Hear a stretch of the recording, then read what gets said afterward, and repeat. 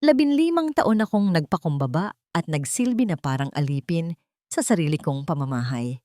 Ang akala ko, sapat na ang pagmamahal at sakripisyo para manatili sila. Pero habang kinukuskus ko ang dumi sa kanilang sahig hanggang sa dumugo ang aking mga daliri, ang pinsan ko pala ang nagpapainit sa kama ng aking asawa. Pinalayas nila ako sa gitna ng bagyo, tinapak-tapakan ng aking dangal at iniwan sa kalsada. Ang hindi nila alam, ang ulan na inakala nilang lulunod sa akin ay siya palang magdidilig sa binhi ng aking pagbangon. Humanda kayo dahil ang Isabel na inapin niyo ay patay na. Hiwalayan mo na siya, Marco. Sawang-sawa na ako sa pagmumukha ng babaeng yan. Baog na nga, malas pa sa negosyo natin. Ang mga salitang yon ay hindi isinigaw. Binigkas ito ni Doña Sol sa isang tinig na malamig, banayad, at puno ng di maitatagong pandidiri na para bang ang pinag-uusapan nila ay isang lumang piraso ng muebles na kailangan ng itapon sa basurahan. Nakatayo ako sa labas ng pinto ng library, naninigas ang buong katawan habang mahigpit na nakahawak sa tray ng pagkain. Mainit pa ang mangkok ng kare-kare na niluto ko, ang paborito ni Marco. Ilang oras kong pinalambot ang buntot ng baka. Tiniis ang init ng kusina at siniguradong perpekto ang lasa ng bagoong dahil alam kong espesyal ang araw na ito. Anibersaryo namin, 15 taon. Sa kabilang kamay ko, nakakuyom ang isang maliit na kahon na may balot na pulang pelus. Sa loob nito ay naroon ang resulta ng doktor na nakuha ko kaninang umaga lamang. Isang milagro, isang panalangin na sinagot ng langit matapos ang isang dekada at kalahating pagluluha. Buntis ako. Magiging ama na si Marco. Akala ko, ito na ang susi para matanggap ako ni Mama Sol. Akala ko, ito na ang bubuo sa amin.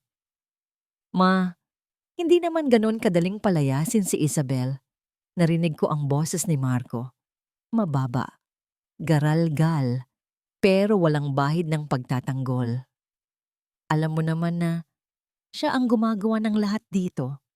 Siya ang gumagawa dahil iyon lang ang silbi niya. Putol agad ni Doña Sol. Narinig ko ang pagkalansing ng tasa ng tsa na ibinaba niya sa platito. Tingnan mo nga ang itsura ng asawa mo, Marco. Amoy bawang, laging gusgusin at walang breeding. Hindi siya nababagay sa pamilya natin. At higit sa lahat, hindi kanya mabibigyan ng tagapagmana. Isang katahimikan ang bumalot sa loob ng silid, ngunit sa labas, sa kinatatayuan ko, parang may kung anong nabasag sa loob ng dibdib ko. Nabasag ito ng pino, masakit, at tumutusok sa bawat paghinga ko.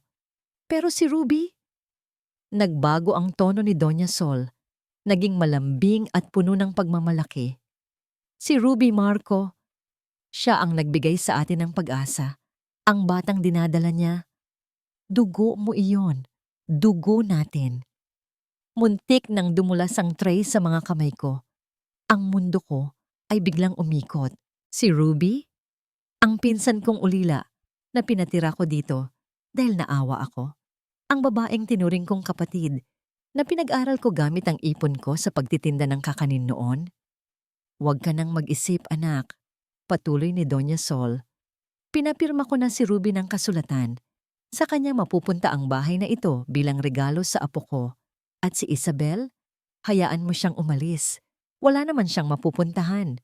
Sino ba ang tatanggap sa isang katulong na nagpapanggap na senyora? Pakiramdam ko ay tinakasan ako ng lahat ng dugo sa katawan. Ang bahay na ito, bawat sulok nito, ay ako ang nag-ayos. Ang mga kurtina ako ang tumahi. Ang mga tiles sa banyo ako ang nagkuskos. Kahit ang perang pinampagawa ng bubong ay galing sa mana ng lola ko na ibinigay ko kay Marco para sa negosyo niya. Ngayon, ibinigay nila sa iba? Dahan-dahan, sa takot na makagawa ng ingay. Umatras ako palayo sa pinto. Hindi ako sumugod. Hindi ako nagwala. Wala akong lakas. Ang tanging naramdaman ko ay ang panginginig ng aking mga tuhod hanggang sa mapaupo ako sa sahig ng pasilyo. Inilapag ko ang tray ng kare-kare sa tabi ko. Ang amoy ng mani at bagoong na kanina ay nagpapatakam sa'kin. Ngayon ay nagpabaligtad ng sikmura ko. Tiningnan ko ang mga kamay ko. Magaspang, may mga paso ng mantika at nanginginig. Ito ang mga kamay na naglingkod sa kanila. Ito ang mga kamay na naglaban ng mga damit nila. At sa paningin nila, ang mga kamay na ito ay marumi at walang halaga. Napatingin ako sa dingding kung saan nakasabit ang aming wedding picture. Medyo tabingi ito. Sa kabila ng pagguho ng mundo ko, kusa pa ring gumalaw ang kamay ko para ayusin ang frame. Iyon ang nakasanayan ko. Ang ayusin ang lahat para sa kanila. Kahit na ako mismo ay wasak na wasak na. Narinig ko ang mahinang yabag ng mga paa sa hagdanan. Nag-angat ako ng tingin at nakita ko siya. Si Ruby. Nakatayo siya sa kalagitnaan ng hagdan. Suot ang isang seda na bestida na ako ang namalansya kaninang umaga. Maganda siya, mabango, at walang bahid ng pagod. Nakatingin siya sa akin, hindi nang may awa, kundi ng isang nangiting matagumpay. Alam niya na naririnig ko ang lahat. At hinihintay lang niya ang sandaling ito. Hindi siya nagsalita. Hinaplos lang niya ang kanyang tiyan habang nakatitig sa akin. Isang tahimik na deklarasyon ng digmaan na matagal na pala niyang ipinanalo nang hindi ko namamalayan. Bumaba ang tingin ko sa sarili kong tiyan. Sa loob ng kahong pilus na hawak ko, naroon ang katibayan ng buhay na ngayon ko lang natanggap. Isang mapait na luha ang tumakas sa aking mata at pumatak sa aking palad. Bakit? Bakit kailangang maging ganito kalupit ang tadhana? Hinaplos ko ang aking sinapupunan at sa kauna-unahang pagkakataon, naramdaman ko ang takot na masigit pa sa sakit ng pagtataksil. Anak, ay bulong ng isip ko habang ang mga boses sa loob ng library ay nagtatawanan na nagdiriwang para sa isang kinabukasan na wala ako. Anak, bakit ngayon ka pa dumating? Kung kailan wala na tayong matutuluyan. Kung kailan ang ama mo ay hindi na sa atin. Pinahid ko ang huling luha sa aking pisngi gamit ang likod ng aking palad. Huminga ako ng malalim, pilit na pinapakalma ang puso kong tila tambol na nagwawala sa loob ng aking dibdib. Kailangan kong lumabas. Nasa labas ang mga bisita. Naroon ang mga kapitbahay, ang mga kumare ni Doña Sol at ang mga kasosyo sa negosyo ni Marco. Fiesta ngayon. Anibersaryo namin. Hindi pwedeng makita nila akong luhaan, ang hiya. Iyon ang tanging nagpapatayo sa akin ngayon. Ang takot na maging sentro ng usap-usapan. Ang takot na masira ang pangalan ng pamilyang pinaglingkuran ko ng 15 taon. Inayos ko ang aking gusot na apron, tinago ang maliit na kahong pelus sa ilalim ng aking bulsa, malayo sa mata ng sinuman, at pilit na ngumiti, isang ngiti na puno ng lamat. Paglabas ko sa hardin, sinalubong ako ng masiglang tugtog ng banda at amoy ng lechon na iniikot sa apoy. Ang mga ilaw na nakasabit sa mga puno ay kumikislap, tila nanunuya sa dilim na bumabalot sa aking kaluluwa. Ang saya nila. Ang ganda ng paligid. Nakita ko si Marco sa gitna ng entablado. Hawak ang isang baso ng alak. Nakangiti siya, pero hindi umabot sa mga mata niya ang saya. Nang magtama ang paningin namin, agad siyang umiwas. Yumuko siya at nagkunwaring inaayos ang kanyang relo. Ang duwag. Ang asawa ko, na minahal ko ng buong puso, ay hindi man lang makatingin sa akin. Magandang gabi sa inyong lahat. Ang tinig ni Doña Sol ay umalingaw-ngaw sa mikropono. Suot niya ang isang ternong kumikinang sa ilaw. Puno ng alahas na ako ang naglinis kaninang umaga. Salamat sa pagdalo sa aming munting salu-salo. Tumahimik ang lahat. Inasahan ko na babanggitin niya ang aming anibersaryo. Kahit isang bati lang, kahit plastic. Espesyal ang gabing ito. Patuloy ni Doña Sol, Ang kanyang mga mata ay kumikinang sa tuwa. Dahil sa wakas, maipapakilala ko na sa inyo ang tunay na kayamanan ng pamilyang ito. Ang sagot sa aming mga dasal. Kumaway siya sa bandang likuran. Mula sa dilim, lumabas si Ruby. Napakaganda niya sa suot na pulang bestida na hapit sa katawan at sa kanyang tabi, hawak niya sa kamay ang isang batang lalaki. Maputi, chinito, at may dimples. Hindi ko na kailangan magtanong. Kamukhang kamukha siya ni Marco noong bata pa ito. Ipinapakilala ko sa inyo, ani Doña Sol, ang boses ay nanginginig sa pride. Si Marco Jr., ang aking apo, ang tagapagmana ng aming angkan. Nagpalakpakan ang mga tao. May mga nagbulungan, may mga nagulat. Pero karamihan ay nakangiti, nadadala sa palabas ni Doña Sol. Walang nakapansin sa akin na nakatayo sa gilid, sa tabi ng mga tray ng pagkain, na parang isang estatwa na gumuho na sa loob. Ang batang lalaki ay tumakbo palapit kay Marco. "Papa!" sigaw nito. Lumuhod si Marco at niyakap ang bata. Ang yakap na iyon ang yakap na pinangarap kong ibigay niya sa magiging anak namin. Ang yakap na ipinagdamot sa akin ng tadhana sa loob ng 15 taon. Pakiramdam ko ay sinaksak ako ng paulit-ulit, hindi ng kutsilyo, kundi ng katotohanan. Biglang lumapit si Ruby sa mikropono, umiiyak. "Tita Sol, tita." "Ano yon, Hija?" tanong ni Doña Sol. Pero alam kong scripted ang lahat. Nakita ko ang sulyap na ipinukol niya sa akin.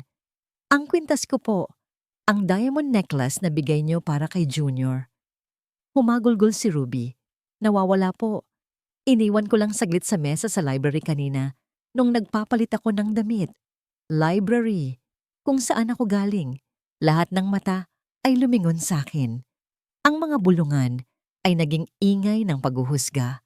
Ang mga tingin na kanina ay wala lang. Ngayon ay puno na ng hinala. "Isabel," tawag ni Doña Sol.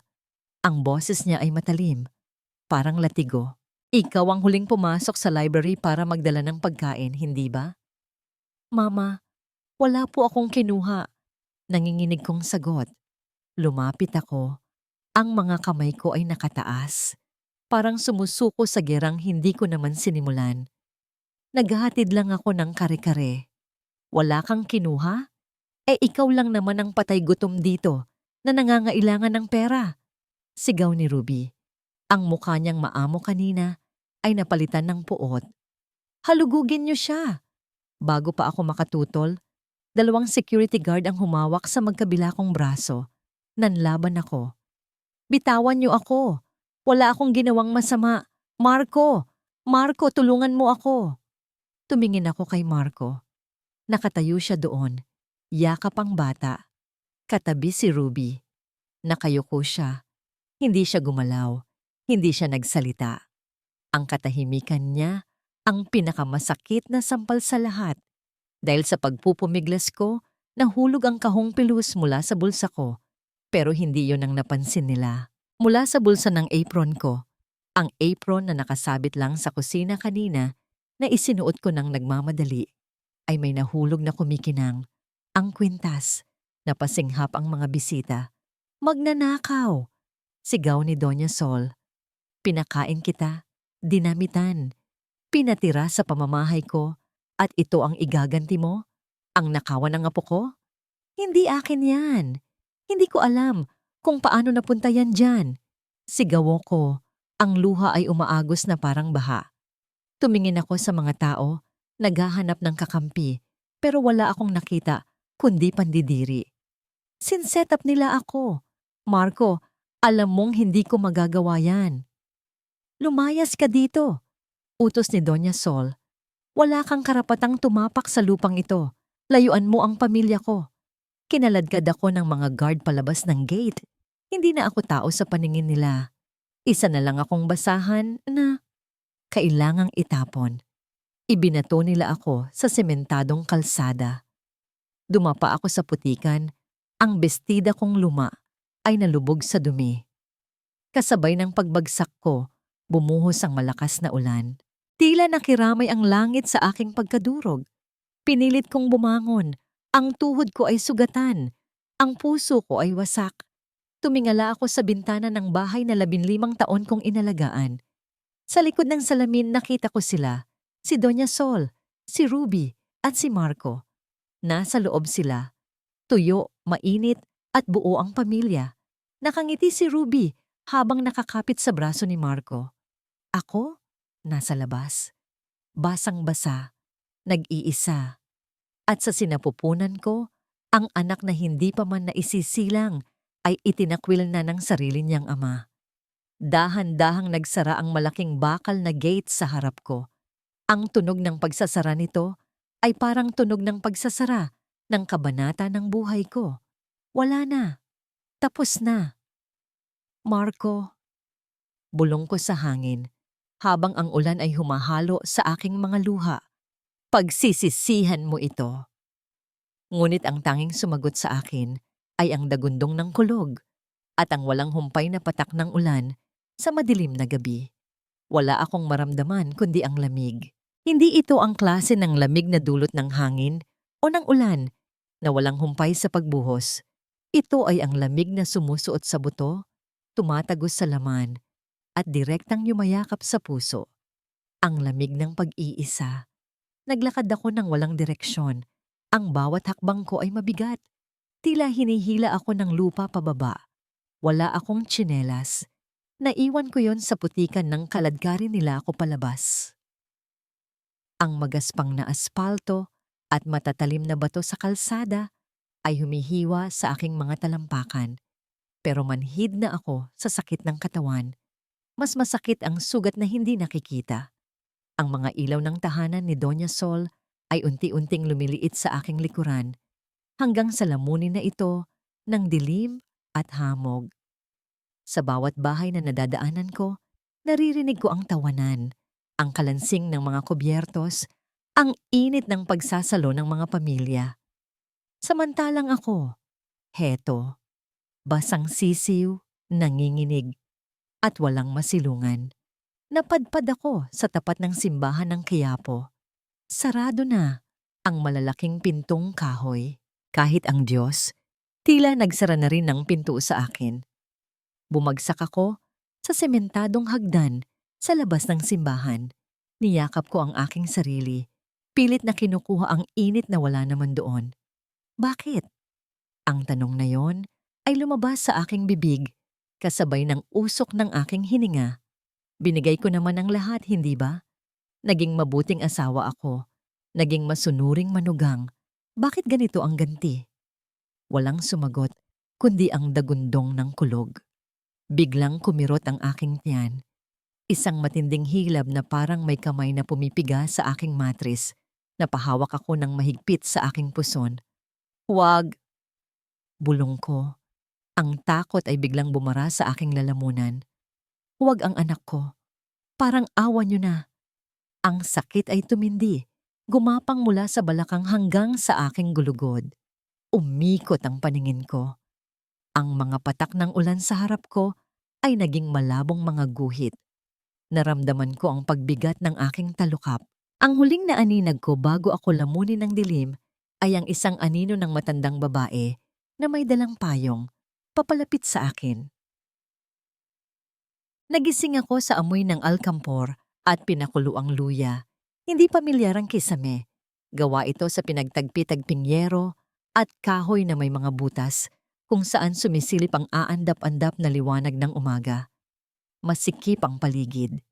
Puno ng mga basket, mga bungkos ng tuyong dahon, at mga kandilang makukulay na nakasabit sa dingding.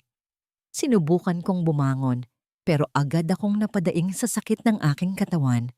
Huwag kang malikot, Ineng! Isang garalgal na boses ang narinig ko. Lumingon ako at nakita ang isang matandang babae. Kulubot na ang kanyang balat. Puti na ang buhok na nakapusod at nakasuot ng kupas na duster.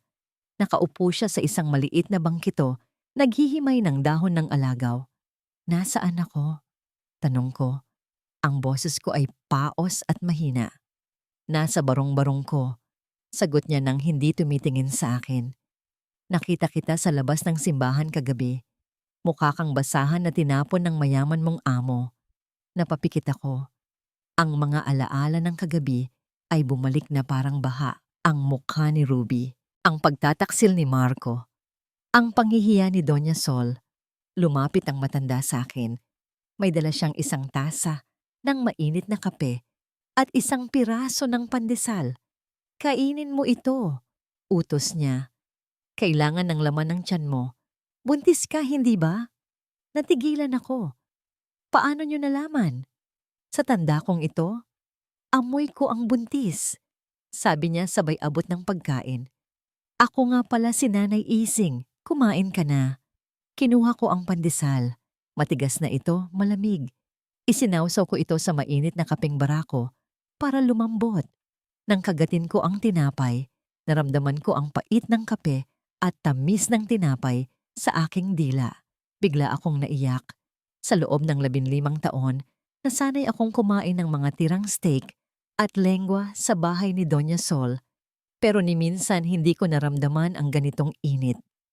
Ang isang estranghero, isang matandang mahirap pa sa daga, ang nagbigay sa akin ng pagkain at silungan. Samantalang ang pamilyang pinagsilbihan ko, itinapon ako sa ulan. Salamat po, Nanay. Humihikbi kong sabi. Salamat! Tama na ang yak. Saway niya, pero may himig ng pag-aalaga sa boses niya. Nakakasama sa bata ang sobrang lungkot. Ang bata. Dahan-dahan akong umupo. Inalalayan ang sarili ko gamit ang siko. Pero sa paggalaw ko, may naramdaman akong mainit na umagos sa pagitan ng aking mga hita.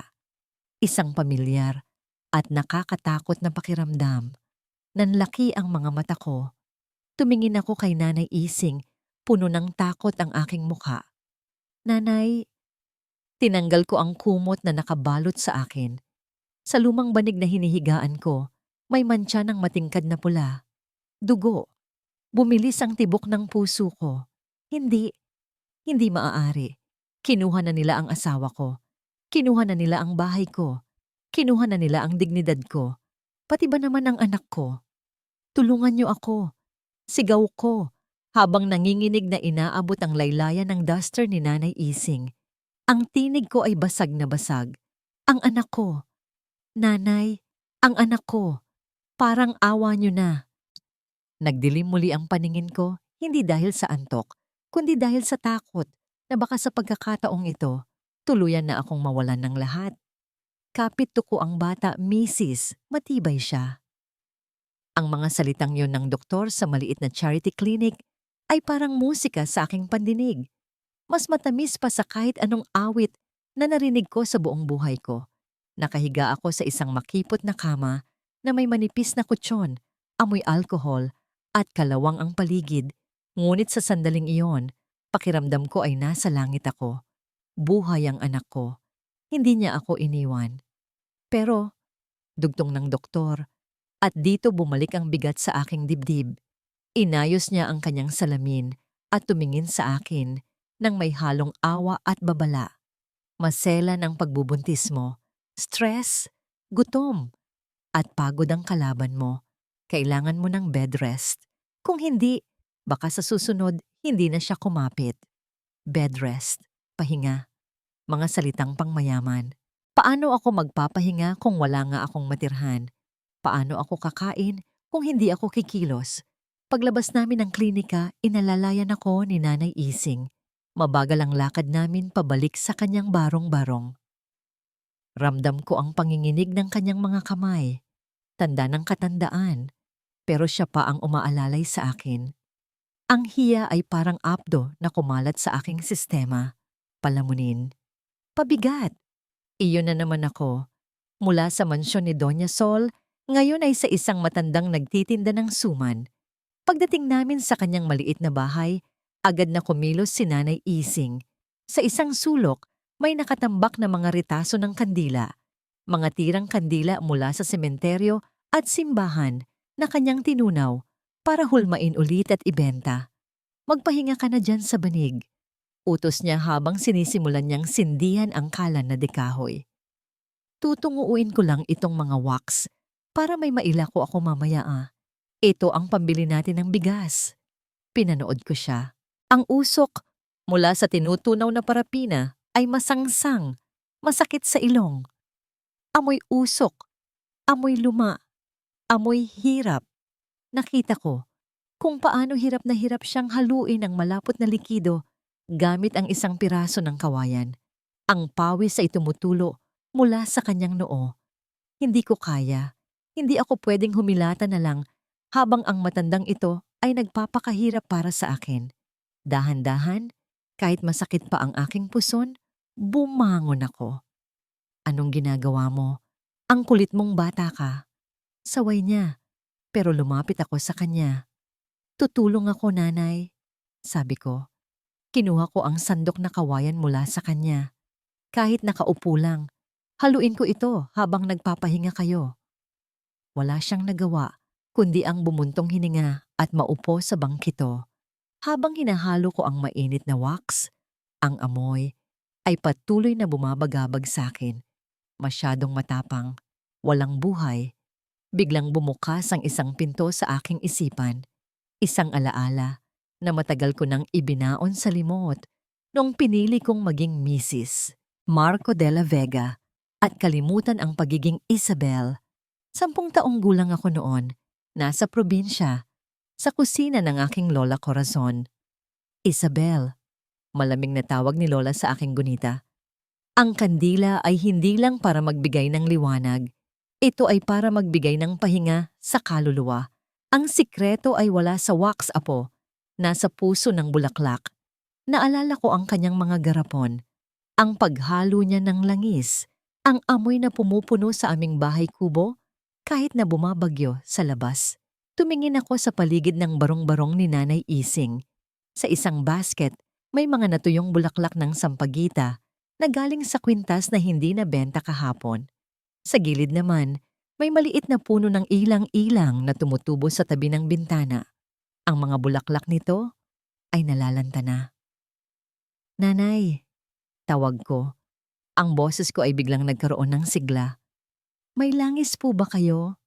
Kahit mantika ng niyog. Mayroon dyan sa bote. Bakit?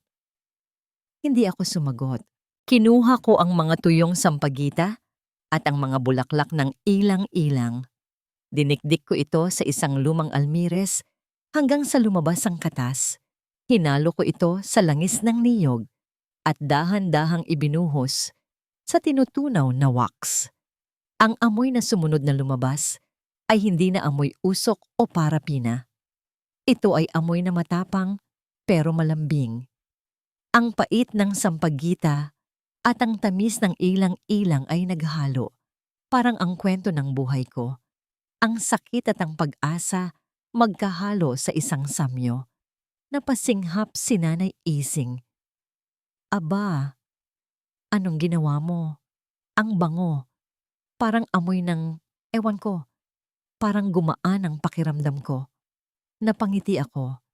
Sa unang pagkakataon matapos ang ilang araw, may ginawa akong tama. Hindi ako walang silbi. Ang tawag dito ni Lola ay haplos. Sabi ko habang isinasali ng likido sa mga lumang baso ng Nescafe na ginawang lalagyanan. Pero tatawagin ko itong luha. Luha? Takang tanong ni Nanay. Dahil sa bawat patak ng kandilang ito, nauubos ang bigat ng loob. Sagot ko habang pinapanood ang pagtigas ng wax. Kulay puti ito, dalisay. Kabaligtaran ng madilim kong kapalaran. Kinahapunan. Kahit nagprotesta si Nanay Ising, sumama ako sa kanya sa palengke. Kailangan kong malaman kung may bibili nito. Nakaupo ako sa isang sako sa gilid ng bangketa. Suot ang lumang duster na ipinahiram ni Nanay. Nakayuko ako. Takot na may makakilala sa akin. Ang dating asawa ng mayamang si Marco de la Vega, ngayon ay tindera sa bangketa. Pero ang amoy ng aking kandila ay parang may sariling buhay. Hinihila nito ang mga tao. Ang bango naman yan, Ale. Magkano? Tanong ng isang ginang na mukhang pagod na pagod, galing sa trabaho. 20 pesos po. Mahina akong sagot. Binili niya. Sinindihan niya ito agad para amuyin. Nakita ko ang pagluwag ng kunot sa kanyang noo. Nakakawala ng pagod. Bulong niya. Sunod-sunod ang bumili. Sa loob ng 1 oras, naubos ang 10 baso ng kandilang ginawa ko. Hawak ko ang mga barya at papel na pera. Maliit na halaga kumpara sa credit card na hawak ko dati. Pero ito ang pinakamahalagang pera na nahawakan ko. Ito ay akin. Pinaghirapan ko ito. Paalis na sana kami nang may humintong tricycle sa tapat namin. Bumaba ang isang babaeng may bitbit na mga basket ng gulay. Nakapambahay lang siya, pero kilalang kilala ko ang uniformeng suot niya sa ilalim ng kanyang jacket. Si Tansing, ang labandera sa bahay ni na Doña Sol. Nagkatitigan kami. Gusto kong tumakbo. Gusto kong magtago. Ang hiya ay bumalik na parang alon. Nakita niya ako sa ganitong kalagayan. Gusgusin, nagtitinda sa bangketa. Ma'am Isabel? Gulat na gulat niyang tanong. Lumapit siya, lumingon-lingon sa paligid na parang takot na may makakita sa kanya. Diyos ko po, dito po kayo tumutuloy. Aakmang aalis ako pero hinawakan niya ang braso ko. Ang kanyang mga mata ay puno ng awa at takot. Ma'am, mabuti nakita ko kayo. Bulong niya, ang boses ay nanginginig. May kailangan kayong malaman. Narinig ko po sila kanina habang naglilinis ako sa kwarto ni Sir Marco. Kumabog ang dibdib ko. Anong narinig mo, Tansing? Yung bahay po. Lumapit pa siya lalo. Halos idikit ang bibig sa tenga ko. Hindi po kay Ruby ipinangalan ang titulo. At hindi rin po kay Doña Sol. Kumunot ang noo ko. Anong ibig mong sabihin? Sangla po ang bahay, ma'am. Matagal na. At ang pera na pambayad sana sa bangko, kinuha ni Ma'am Ruby at dinala sa kasino kagabi lang. Nanlamig ako. Ang bahay na pinaghirapan ko, ang bahay na inakala nilang sa kanila na habambuhay. At ma'am, dagdag pa ni Tansing, ang kanyang boses ay puno ng babala. Hinahanap po kayo ni Sir Marco, hindi para pauwiin, kundi dahil hinahanap niya ang susi ng safety deposit box na nasa pangalan niyo. Nandoon daw ang huling pera na pwedeng sumalba sa kanila. Napahawak ako sa leeg ko kung saan nakasabit ang isang lumang susi sa ilalim ng aking damit. Ang susi na bigay ng lola ko. Ang susi na akala ni Marco ay walang laman kundi mga lumang sulat. Tumingin ako kay Tansing at sa unang pagkakataon, hindi ako yumuko sa hiya. Tumingin ako ng diretsyo. May alas pa pala ako. Hayaan mo silang maghanap, Tansing. Sabi ko, ang boses ko ay matatag sa kabila ng pagod dahil ang susi na yon ang magiging kandado ng kanilang impyerno. 2 linggo na ang nakalipas mula ng gabing iyon ng bagyo, pero ang pakiramdam ko ay parang 1 dekada na ang lumipas. Ang dating Isabel, natakot madumihan ng kamay, ngayon ay sanay na sa itim ng uling at lagkit ng wax. Pabili nga po ng luha. 3 piraso. Napangiti ako habang inaabot ang 3 baso ng kandila sa isang estudyante. Salamat, Ineng. Mag-ingat ka sa pag-uwi. Nasa gilid kami ng bangketa sa tabi ng simbahan ng Quiapo. Ang pwesto namin ni Nanay Ising ay maliit lang, latag sa isang lumang sako, pero dinudumog kami. Ang amoy ng sampagita at ilang-ilang ay tila magnet na humihila sa mga taong pagod, sawi, at naghahanap ng kapayapaan sa magulong Maynila. Ang bilis maubos, Isabel, bulong ni Nanay Ising habang binibilang ang mga barya sa kanyang lumang pitaka. Ang mga mata niya, bagamat pagod, ay kumikinang sa tuwa. Dati, swerte na kung makabenta ako ng 5 sa maghapon. Ngayon, kulang pa ang gawa natin. Tinignan ko ang mga palad ko.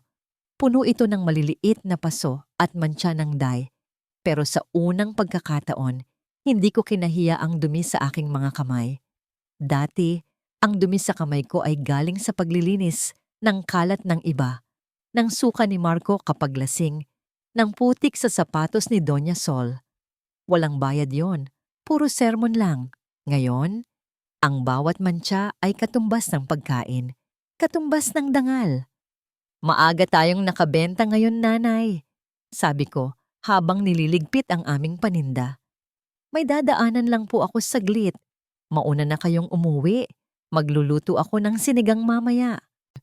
Pagkaalis ni Nanay Ising, dumiretso ako sa isang drugstore. Hawak ko ang perang kinita ko, 300 piso. Maliit na halaga para sa mga De La Vega. Ito yung presyo lang ng kape ni Ruby sa Starbucks. Pero para sa akin, ito ang buhay ko. Kumuha ako ng isang banig ng prenatal vitamins at isang lata ng gatas para kay Nanay Ising. Matanda na siya. Kailangan niya ng calcium.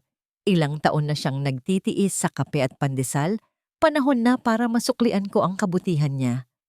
Paglabas ko ng botika, napadaan ako sa tapat ng isang malaking pawn shop o sanglaan. Aakmang lalampasan ko lang ito nang may pamilyar na kotseng huminto sa tapat. Isang itim na SUV. Ang kotse ni Marco. Bumilis ang tibok ng puso ko. Nagtago ako sa likod ng poste ng kuryente at sumilip. Bumaba ang bintana sa passenger seat. Hindi si Marco ang bumaba, kundi si Ruby. Naka-shades siya ng malaki, nakasuot ng cap, halatang ayaw magpakilala. Pero kilala ko ang galaw niya. Maarte, padabog. Nakita kong inabot niya sa appraiser ng sanglaan ang isang velvet box. Nang buksan ito ng lalaki, kumislap ang isang pamilyar na set ng alahas. Ang emerald set ni Doña Sol. Ang paborito nitong suotin sa mga gala. Napasinghap ako. Ninanakaw ba niya ang mga alahas ni Mama Sol? O utos ito ng matanda? Nakita kong nagtatalo sila ng appraiser. Mukhang hindi nagustuhan ni Ruby ang presyo. Padabog niyang kinuha ang pera at sumakay ulit sa kotse. Nang humarurot ito paalis, naiwan ang usok sa mukha ko. Napangisi ako ng mapait. Sabi ni Tansing, baon sila sa utang. Totoo na nga. Ang bahay na inagaw nila sa akin ay unti-unti nang nagiging kabaong nila. Nasa kanila ang mansyon, ang kotse, ang mga alahas. Pero heto si Ruby, nagbebenta ng gamit para may ma-inject na pera sa bisyo niya o sa butas na bulsa ni Marco. Ako? Wala akong kotse, wala akong alahas. Pero hawak ko ang gamot para sa anak ko at gatas para sa nag-alaga sa akin. Naglakad ako palayo sa sanglaan. Mas magaan ang hakbang ko ngayon. Napatingin ako sa paa ko. Ang suot ko pa rin ay ang tsinelas na ipinahiram ni Nanay Ising. Masyadong malaki. Pudpod na ang takong. At kulay asul na panlalaki. Halos sumasayad na ang sakong ko sa mainit na semento sa bawat hakbang. Ang mga paa ko, na dati ay sanay sa mamahaling sapatos na imported, ngayon ay puno ng alikabok at gurat ng paghihirap. Huminto ako sa tapat ng isang naglalako ng tsinelas sa bangketa. Makukulay di ito nakasabit sa isang wire na kinakalawang. 50 lang, miss. Matibay. Gawang Marikina. Alok ng tindero habang nagpapaypay ng karton. Napahigpit ang hawak ko sa natitirang pera. 50 pesos. Pambili na rin ito ng kalahating kilong bigas at ilang piraso ng tuyo. Aakmang aalis na sana ako. Pero kumirot ang sugat sa talampakan ko. Naalala ko ang sinabi ng doktor. Kailangan kong alagaan ang sarili ko para sa bata. Paano ako makakalakad nang malayo para magtinda kung ang mga paa ko mismo ay sumusuko na? Huminga ako ng malalim. Kumuha ako ng isang pares. Kulay pula. Simple lang, guma, pero mukhang matibay. Binayaran ko ito at agad na isinuot sa gilid ng daan. Iniwan ko na ang lumang tsinelas sa isang basurahan malapit doon. Ang lambot. Sakto ang sukat. Hindi maluwag gaya ng kay Nanay Ising at hindi rin masikip at mapanakit gaya ng mga stiletto na pinipilit ipasuot sa akin ni Doña Sol noon para daw magmukha akong presentable sa mga amiga niya. Napangiti ako habang tinitignan ang bago kong tsinelas. Ito ang unang bagay na binili ko para sa sarili ko gamit ang sarili kong pera matapos ang 15 taon. Walang hininging permiso kay Marco. Walang pangungutya galing kay Doña Sol. Akin ito. Si Ruby. Baka nga nakasuot ng sapatos na nagkakahalaga ng libo-libo habang nagbebenta ng nakaw na alahas, pero palubog naman sila sa kumunoy ng utang. Ako, suot ko lang ay tsinelas na guma, pero ito ang tsinelas na magdadala sa akin paahon. Tumingala ako sa langit. Makulimlim na naman, parang uulan. Pero sa pagkakataong ito, hindi na ako natatakot mabasa. Dahil ngayon, may sarili na akong mga paa na handang humakbang, gaano man kalayo, gaano man kahirap. Ito ang unang hakbang ng paglayo ko sa kanila. At sa bawat hakbang na gagawin ko simula ngayon, sisiguraduhin kong palayo ito sa sakit at papalapit sa tagumpay na hindi nila kailanman maaabot. Umuwi ako kay Nanay Ising na may dalang pag-asa, hindi lang sa supot ng gamot, kundi pati na rin sa bawat yapak ng aking bagong simula. Hindi ko inaasahan na ang isang tawag mula sa isang sikat na wedding planner ang magbubukas ng pinto na akala ko ay tuluyan ng nakasarado. Isang malaking order ng luha candles, 100 piraso para sa souvenir ng isang marangyang renewal of vows. Kailangan ko ng amoy na nakakapagpakalma, Isabel, sabi ni Miss Cora, ang planner, sa telepono. Yung amoy na nagsasabing tumatagal ang pag-ibig. Napangiti ako ng mapait habang ibinababa ang telepono. Tumatagal ang pag-ibig? Sa karanasan ko, ang pag-ibig ay parang kandila rin. Nauupos, natutunaw, at kapag nawala na ang liwanag, iiwan ka sa dilim. Pero kailangan ko ang pera. Ang bayad sa order na ito ay sapat na para makalipat kami ni Nanay Ising sa isang maliit na apartment na may maayos na banyo at hindi tumutulo ang bubong. Sa araw ng delivery, gumising ako ng maaga. Isinuot ko ang isang simpleng puting bestida na nabili ko sa ukay-ukay. Nilabhan ko ito ng maigi, inalmirolan, at pinlansya hanggang sa magmukhang bago. Tinali ko ang buhok ko ng maayos at naglagay ng kaunting lip tint. Nang humarap ako sa salamin, hindi ko na nakita ang basahang Isabel na pinalayas sa ulan. Nakita ko ang isang babaeng lumalaban. "Ang ganda mo, anak." Mangyak-ngyak na sabi ni Nanay Ising habang inaayos ang kwelyo ko. "Para kang hindi galing sa hirap." "Para ito sa anak ko, nanay." Sagot ko, sabay haplos sa tiyan ko na medyo umuumbok na.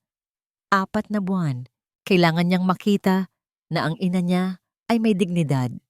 Sumakay ako ng taxi, isang luho na ngayon ko lang ulit ginawa. Bit-bit ang mga kahon ng kandila, papunta sa Grand Hyatt Hotel. Ang lamig ng aircon sa lobby ay nanuot sa balat ko. Isang pamilyar na pakiramdam na nagpaalala sa akin ng buhay na tinalikuran ko. Habang inaayos ko ang mga kandila sa reception table ng ballroom, napansin ko ang pangalan sa tarpaulin, Mr. at Mrs. Chua. 15 anniversary renewal of vows. Nanlamig ako. Si Mr. Chua, ang pinakamalaking kliyente at kumpare ni Marco. Ibig sabihin, bago pa ako makahakbang paalis, narinig ko ang isang matinis na tawa mula sa entrance. Isang tawa na nagpapatindig ng balahibo ko sa batok. Grabe, Tita Sol. Ang cheap naman ng giveaways nila. Candles? So 90s. Nanigas ako sa kinatatayuan ko. Dahan-dahan akong lumingon. Pumasok sila na parang mga reyna ng sanlibutan. Si Doña Sol, nakasuot ng ginto at itim na terno, mukhang matapobreng donya. Si Ruby, nakakapit sa braso ni Marco. Suot ang isang pulang gown na masyadong mababa ang neckline at masyadong mataas ang slit para sa isang formal na okasyon. At si Marco? Nakatuksedo siya, pero iba ang itsura niya. Bagsak ang balikat, maitim ang ilalim ng mata, at parang pasa ng daigdig. Wala na ang tikas ng Marco na minahal ko noon. Nagtagpo ang mga mata namin ni Marco. Nakita ko ang pagkabigla sa mukha niya. Nanlaki ang mga mata niya, bumaba ang tingin sa maayos kong ayos at huminto sa aking tiyan. Napawang ang bibig niya. "Isabel?" Bulong niya. Pero sapat na yon para marinig ni Ruby. Bumaling si Ruby sa akin. Ang nangiti sa labi niya ay Agad na palitan ng kilay na tumaas hanggang noo. Binitawan niya si Marco at lumapit sa akin. Ang takong ng sapatos niya ay lumilikha ng matalim na tunog sa marmol na sahig. Well, well, well. Sarkastikong sabi ni Ruby. Pinapasadahan ako ng tingin mula ulo hanggang paa. Look who's here. Ang akala ko, namamalimos ka na sa Quiapo? Bakit nandito ka? Nag-apply ka bang janitress? Narinig ko ang mahinang tawanan ng ilang bisita na nakarinig. Dati yuyuko ako. Dati iiyak ako at magmamakaawa. Pero naramdaman ko ang sipa ng sanggol sa sinapupunan ko. Isang paalala. Lumaban ka, ma. Itinaas ko ang chin ko. Tumingin ako diretso sa mga mata ni Ruby na puno ng makapal na eyeliner. Nandito ako dahil inimbitahan ako ng planner para mag-supply ng premium souvenirs. Kalmado kong sagot. Ang boses ko ay hindi nanginginig. Hindi katulad mo, Ruby, na nandito lang dahil sabit ka sa paanyaya ng iba. Namula ang mukha ni Ruby sa galit. Ang kapal ng mukha mo. Premium? Galing lang yan sa basura. Baka nga ninakaw mo lang ang puhunan niyan eh. Aakmang sasampalin niya ako. Pero mabilis kong nahawakan ang pulso niya. Nagulat siya.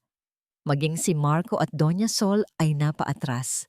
Ang Isabel, na kilala nila, ay hindi lumalaban. Huwag mong dudumihan ang kamay ko, Ruby. Madiin kong bulong. Sapat lang para silang tatlo ang makarinig. Binitawan ko ang kamay niya na parang nandidiri ako. Malinis ang perang pinagkakitaan ko dito. Hindi galing sa nakaw, na alahas na isinangla sa rekto. Namutla si Ruby. Napatingin si Doña Sol sa kanya. Anong alahas?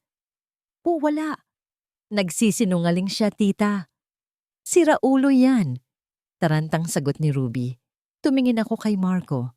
Nakatitig lang siya sa akin. Hindi sa galit, kundi sa isang emosyon na matagal ko nang hindi nakikita sa kanya. Paghanga at pagsisisi. Tinititigan niya ang tiyan ko, tila nagtatanong, tila gustong lumapit. Isabel, hakbang ni Marco. Ang bata. Huwag kang lumapit. Pigil ko. Ang boses ko ay malamig. Parang yelo. Wala kayong karapatan sa kanya. Ang pamilyang kilala ko ay namatay na noong gabing pinalayas niyo ako sa ulan. Kinuha ko ang sobre ng bayad mula kay Miss Cora, nakakarating lang at naguguluhan sa sitwasyon. Aalis na ako, sabi ko kay Miss Cora nang hindi pinuputol ang tingin kay Marco. Salamat sa tiwala. Tinalikuran ko sila. Naglakad ako palayo ng may dignidad. Ang bawat hakbang ng bago kong tsinelas ay matatag. Hindi ako lumingon, pero naramdaman ko. Naramdaman ko ang mata ni Marco na nakasunod sa akin. Ang bigat ng kanyang tingin ay bumubutas sa aking likuran.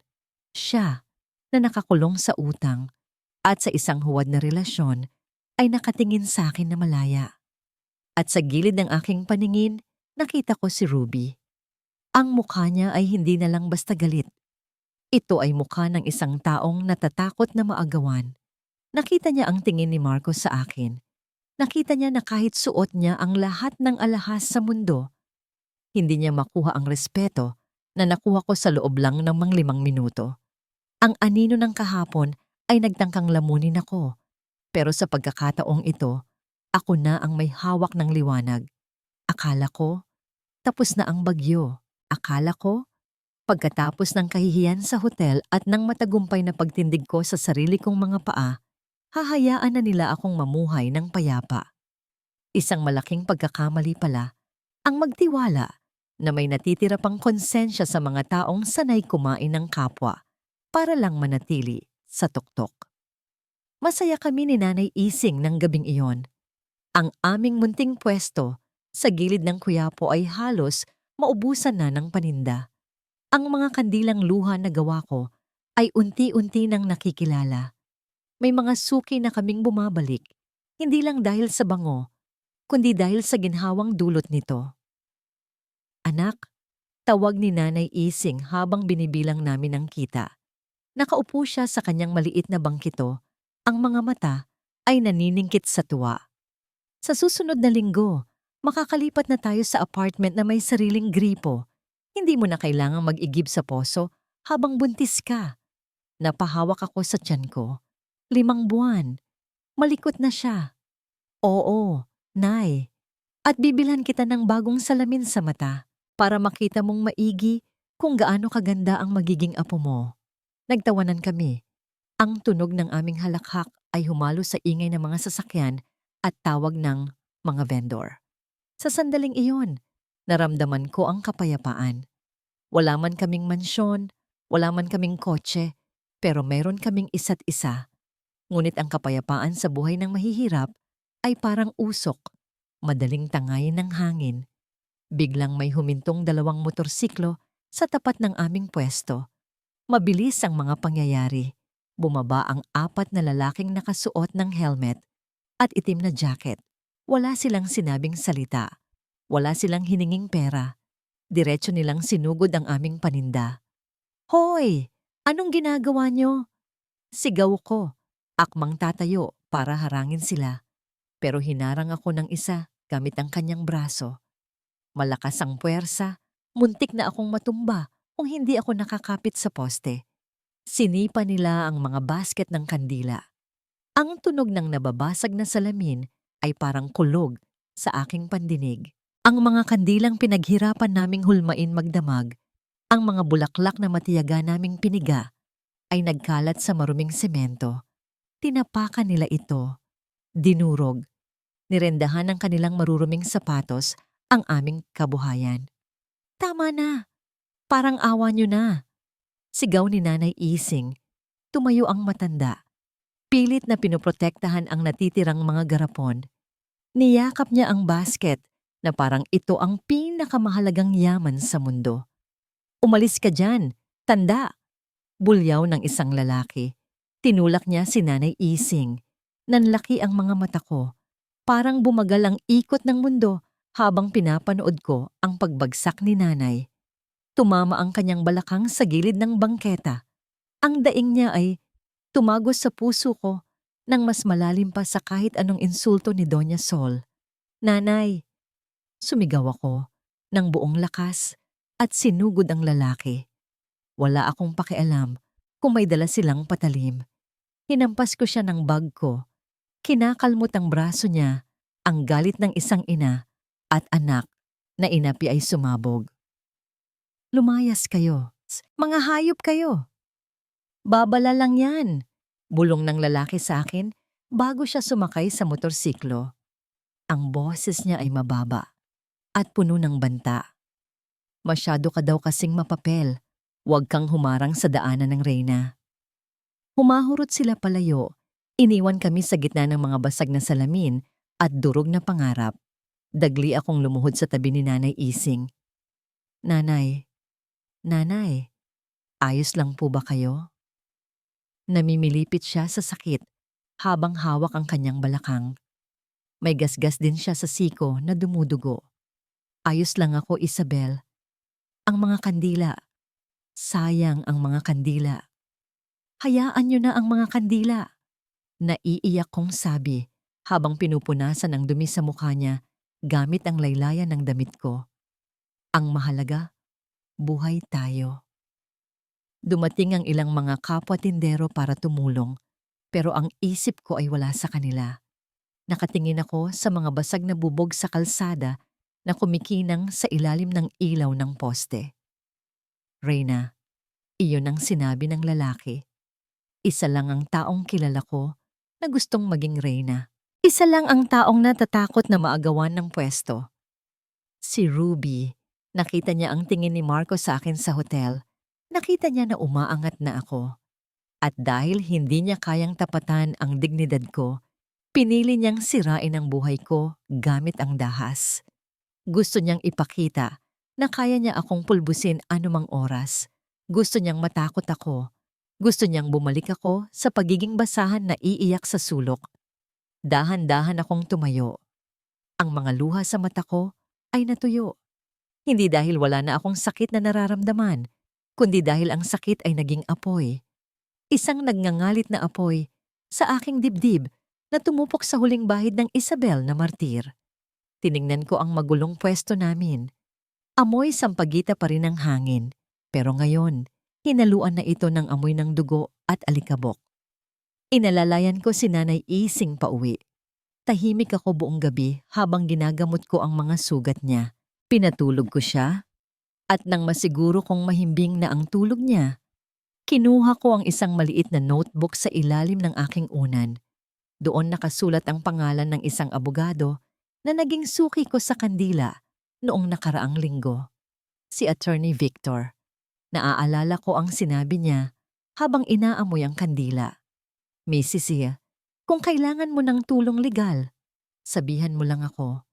Bilib ako sa mga taong lumalaban ng patas. Patas? Hindi lumalaban ng patas sina Ruby at Doña Sol.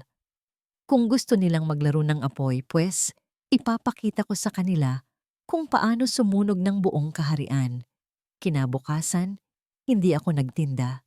Isinuot ko ang pinakapresentableng damit na meron ako. Iniwan ko si Nanay Ising sa pangangalaga ng kapitbahay at dumiretso ako sa opisina ni Attorney Victor sa Makati. Pagpasok ko sa opisina, medyo nagulat ang sekretarya sa itsura ko. Buntis, simpleng manamit, pero may dalang aura na hindi pwedeng tanggihan. Kailangan kong makausap si attorney, sabi ko ng diretso. Nang papasukin ako ni Victor, gulat ang rumehistro sa mukha niya. Isabel, anong nangyari? Bakit may galos ka sa braso? Umupo ako sa tapat ng kanyang mesa. Hindi ako nagpaligoy-ligoy. Inilapag ko ang aking mga kamay sa ibabaw ng kanyang mesa. Mga kamay na puno ng galos mula sa pagligpit ng mga bubog kagabi. Attorney, panimula ko, ang boses ko ay matatag at walang halong panginginig. Naalala niyo po ba, noong sinabi niyo na tutulungan niyo ako kung kailangan ko? Tumango siya, seryoso. Gusto kong malaman ang lahat tungkol sa titulo ng lupa ng mga De La Vega. Sabi ko, ang mga mata ko ay nakapako sa kanya. May impormasyon ako na nakasangla ito at gusto kong malaman kung paano ko ito mabibili kapag nirimata ng bangko. Kumunot ang noo ni Victor. Isabel, malaking pera ang pinag-uusapan dito. At bakit mo gugustuhing bilhin ang bahay na nagpalayas sa'yo? Ngumiti ako. Isang ngiti na hindi umabot sa mata. Isang ngiti na kasing lamig ng bakal dahil gusto kong ako mismo ang magbubukas ng pinto kapag pinalayas na sila ng sarili nilang kasakiman. Sagot ko. Gusto kong maramdaman nila ang lamig ng ulan na pinaramdam nila sa akin. Sumandal si Attorney Victor at tinignan ako ng matagal. Pagkatapos, dahan-dahan siyang tumango at kinuha ang telepono. Sige Isabel, simulan natin ang laban. 3 taon. 3 beses nang nagpalit ng kulay ang mga dahon ng kalendaryo. Sa loob ng panahong iyon, ang mga sugat sa aking talampakan ay naghilom na, napalitan ng kalyo ng katatagan. Ang mga luhang dati ay walang tigil sa pag-agos ay naging puhunan na ngayon ng aking tagumpay. Ma'am Isabel, ready na po ang sasakyan. Hinihintay na po kayo sa site para sa ribbon cutting ng bagong branch. Lumingon ako mula sa malawak na salaming bintana ng aking opisina sa Bonifacio Global City.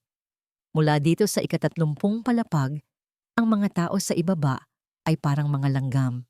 Maliliit, nagmamadali. Dati, isa ako sa kanila. Naglalakad sa ilalim ng init. Nakikipagsiksikan, hindi pinapansin.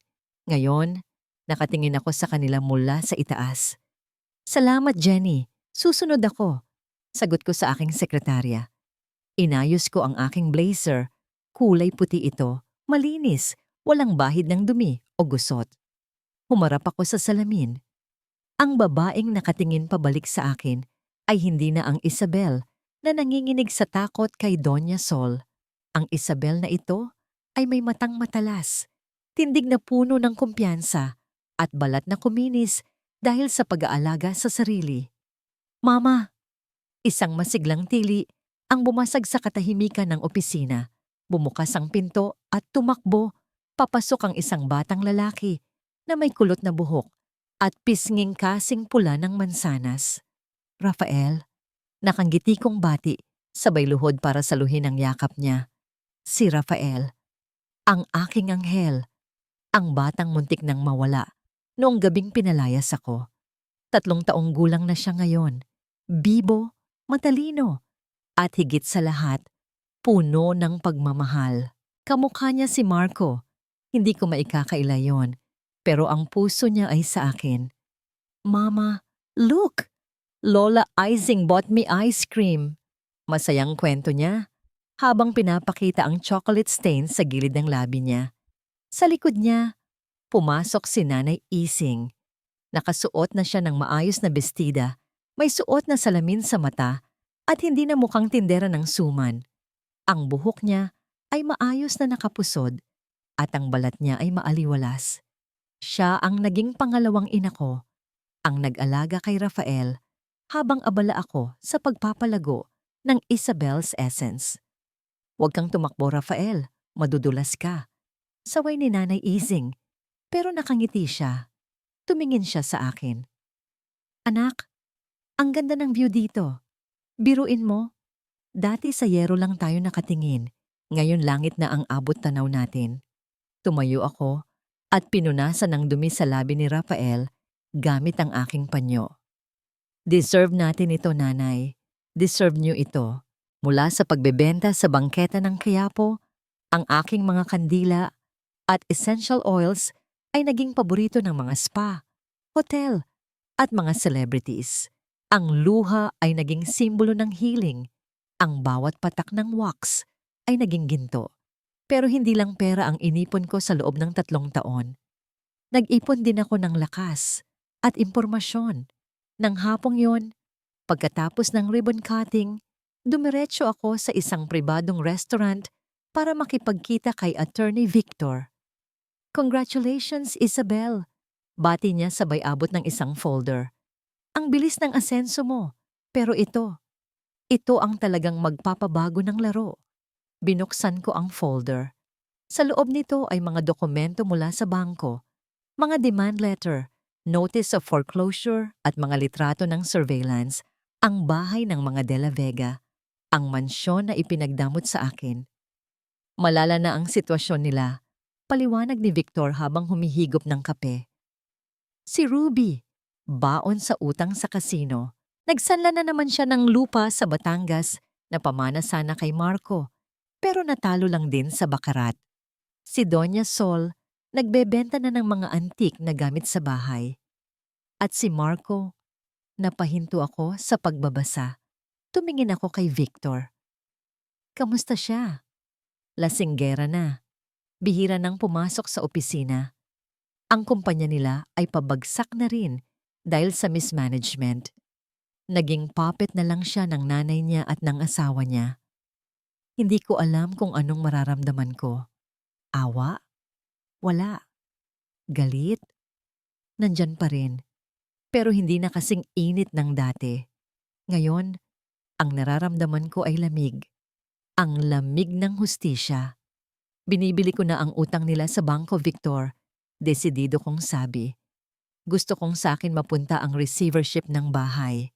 Sigurado ka ba, Isabel? Pwede ka namang bumili ng mas magandang bahay kaysa sa luma na yon. Umiling ako. Hindi ito tungkol sa bahay, attorney. Tungkol ito sa pagbawi ng dignidad na kinuha nila sa akin sa pintuan ng bahay na yon. Gusto kong ako ang may hawak ng susi kapag oras na nilang lumabas. Nilagdaan ko ang tseke. Isang halaga na kayang-kayang kitain ng kumpanya ko sa loob ng ilang buwan. Pero halagang hindi na kayang bayaran ng mga De La Vega kahit ibenta pa nila ang kanilang mga kaluluwa. Pagkatapos ng meeting, nagpahatid ako sa Quiapo. Gusto kong bumalik sa lugar kung saan ako nagsimula. Nagsuot ako ng simpleng sunglasses at scarf para hindi masyadong makilala. Pumasok ako sa simbahan. Puno pa rin ito ng tao. Amoy pawis, amoy kandila, amoy dasal. Lumapit ako sa Nazareno. Dati, lumuhod ako dito na humihikbi, duguan, at nagmamakaawa na wag kunin ang anak ko. Ngayon, nakatayo ako sa harap niya, buo, matatag, at may bit-bit na pasasalamat. Salamat po, bulong ko. Hindi niyo ako pinabayaan nung mga panahong akala ko tinalikuran niyo na ako. Ang ulan na ibinigay niyo noon, yun pala ang magpapalago sa akin. Kumuha ako ng isang puting sobre mula sa aking bag. Laman nito ay isang donasyon para sa feeding program ng simbahan, ang parehong programa na nagbigay sa akin ng lugaw nung mga unang linggo ko sa lansangan. Inihulog ko ito sa donation box, walang nakakita, walang palakpakan, walang recognition. Ito ay sa pagitan ko lang at ng Diyos. Paglabas ko ng simbahan, nakita ko ang pwesto kung saan kami dating nakaupo ni Nanay Ising. May bago ng tindera doon, isang batang ina na may kargaring sanggol habang naglalako ng sampagwita. Lumapit ako sa kanya. Pabili ng lahat, sabi ko. Nagulat ang babae. Lahat po, ma'am. Tumango ako at inabot ang 5,000 piso. Sobra-sobra ito. Umuwi ka na. Magpahinga ka at pakainin mo ang anak mo ng masarap. Habang nakatulala ang babae sa pera, tumalikod na ako. Sumakay ako sa aking sasakyan kung saan naghihintay ang driver ko. Saan po tayo, Ma'am Isabel? Tumingin ako sa malayo, sa direksyon ng Dasma Village kung saan nakatira ang mga De La Vega. Ang langit ay makulimlim, parang uulan. Pero sa pagkakataong ito, ako na ang may dala ng bagyo. Umuwi na tayo kay Rafael, sagot ko. Pero maghanda ka, Manong. Malapit na tayong bumisita sa isang lumang kakilala. Ang reyna ay nagbalik na. At ang trono na inagaw nila ay babawiin ko na ng may kasamang interes. Umilaw ang aking telepono sa ibabaw ng aking mahogany desk. Isang mahabang vibration na bumasag sa mapayapang katahimikan ng aking opisina. Nasa kalagitnaan ako ng pagpirma ng mga tseke para sa sweldo ng aking mga empleyado, ngunit ang pangalang lumabas sa screen ay nagpatigil sa aking kamay sa ere. Tansing. Ang dating labandera. Ang aking mata sa loob ng impyerno. Binitawan ko ang aking pen. Huminga ako ng malalim. Inaamoy ang halimuyak ng lavender mula sa humidifier sa gilid ng kwarto para pakalmahin ang aking sarili. Walang text message, walang tawag. Isang video file lamang ang ipinadala niya. Walang caption. Pinindot ko ang play. Ang unang bumungad sa akin ay ang pamilyar na sala ng mansyon ng mga De La Vega. Ngunit hindi na ito ang sala na iniwan ko 3 taon na ang nakararaan. Wala na ang makikintab na porselana at mga imported na vase. Wala na ang mamahaling Persian carpet na bawal tapakan kung hindi ka nakatsinelas na malinis. Ang sahig ay maalikabok, puno ng mga nagkalat na dyaryo, plastic na balot ng takeout food, at mga bote ng alak. Ang mga kurtina ay punit-punit at nakasara, na tila ayaw papasukin ang liwanag ng araw para itago ang baho sa loob. Gumapang ang kamera ng cellphone, halatang nakatago sa likod ng isang paso, papunta sa isang sulok ng silid-kainan. Doon, nakaupo sa isang lumang wheelchair. Nakita ko siya, si Doña Sol. Napasinghap ako. Ang babaeng laging naka-makeup, laging nakataas ang noo, at laging amoy mamahaling pabango ay wala na. Ang nasa screen ay isang matandang babae na may puting buhok na gulo-gulo at nanlalagkit. Suot niya ang isang duster na may mantsa ng pagkain sa dibdib. Ang kanyang bibig ay nakangiwi sa kanan, tanda ng isang matinding stroke. May tumutulong laway sa gilid ng kanyang labi na hindi niya mapunasan dahil ang kanyang kanang kamay ay nakabaluktot at nanginginig sa kanyang kandungan. Ang Doña Sol na dating nag-utos sa akin na linisin ang sahig gamit ang toothbrush ay ngayon nakatali na sa sarili niyang katawan. Ano ba? Ubusin mo yan! Isang matinis na boses ang umalingaw-ngaw. Pumasok sa frame si Ruby. Nanlaki ang mga mata ko. Ang ganda ni Ruby ay naglaho na rin. Payat na payat siya, ang kanyang pisngi ay humpak, at ang kanyang mga mata ay pinaliligiran ng maitim na anino. Tanda ng ilang gabi ng walang tulog sa kasino. Wala na ang mamahaling damit. Nakasuot lang siya ng isang maluwang na t-shirt na may mantsa at shorts. Hawak niya ang isang mangkok ng lugaw na tila tubig lang ang laman. Nga, ding sigaw ni Ruby sabay sa pilitang isinaksak ang kutsara sa bibig ni Doña Sol. Nasamid ang matanda. Umubo ito ng malakas, dahilan para tumalsik ang mainit na lugaw sa kanyang duster at sa braso ni Ruby. "Wisit!" bulyaw ni Ruby. Sa halip na punasan ang matanda o bigyan ng tubig, hinampas ni Ruby ang lamesa. Dinuro niya ang mukha ni Doña Sol na puno ng takot. "Ang arte-arte mo. Alam mo bang huling pera na natin ang ipinambili ng bigas na yan? Tapos sasayangin mo lang?" Ah, ungol lang ang naisagot ni Doña Sol. Ang kanyang mata, na dati matalim kung tumingin, ngayon ay puno ng luha at pagmamakaawa. Gusto niyang magsalita, pero ang kanyang dila ay ayaw nang sumunod. Kumuha si Ruby ng isang maruming basahan sa sahig at padabog na ipinahid ito sa mukha ni Doña Sol. Madiin, masakit. Halos mabura ang mukha ng matanda sa higpit ng pagkuskos niya. "Kasalanan mo to sumbat ni Ruby habang nililinis ang kalat. "Kung hindi mo pinalaya si Isabel, edi sana siya ang nag-aalaga sa'yo ngayon. Edi sana siya ang naghuhugas ng puwet mo. Pero hindi, mas gusto mo ako, di ba? Kasi mayaman ako. Kasi maganda ako." Nasaan na ang yaman natin ngayon, tita?" "Ha?" Tumawa si Ruby ng malakas, isang tawang baliw at puno ng desperasyon. "Yung mga alahas mo, wala na. Talo sa bakarat nung kagabi. Yung lupa sa Batangas, rematado na. Kaya ubusin mo yung lugaw mo dahil baka bukas, karton na ang kakainin natin." Nakita ko sa video kung paano tumulo ang luha ni Doña Sol. Tumingin siya sa camera. Hindi niya alam na nandoon iyon. Pero parang tumingin siya diretso sa akin. Ang tingin ng pagsisisi. Ang tingin ng isang ina na napagtanto na ang ahas na inalagaan niya sa kanyang dibdib, ang siya palang tutuklaw sa kanya. Pinatay ko ang video, hindi ko na kayang panoorin pa.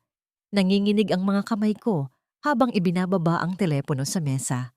Bumilis ang tibok ng puso ko, hindi sa takot, kundi sa halo-halong emosyon, galit, puot kay Ruby. At sa kabila ng lahat ng ginawa sa akin ni Doña Sol, awa. Oo, awa.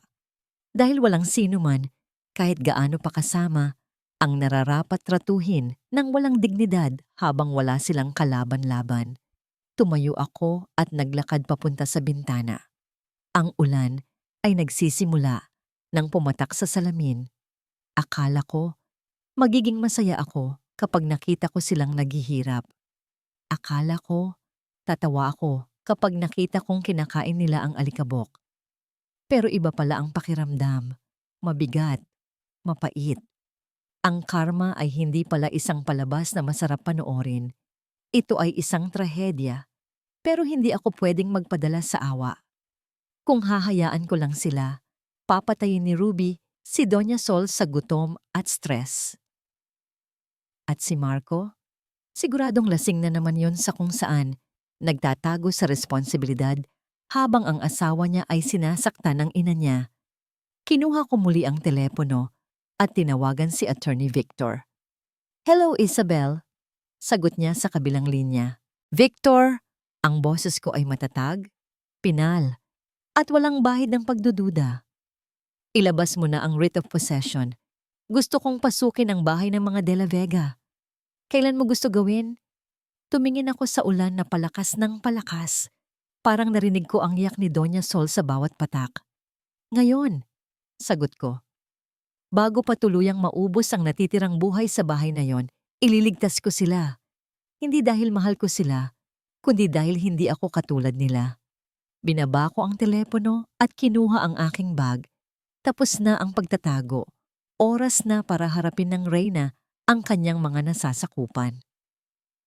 Bumukas ang higanting bakal na gate ng mansyon, hindi dahil sa kusang loob ng mga nakatira, kundi dahil sa puwersa ng batas. Kasabay ng paghampas ng malakas na ulan at hangin, pumasok ang convoy ng mga pulis at sheriff. At sa huli, ang aking itim na sasakyan.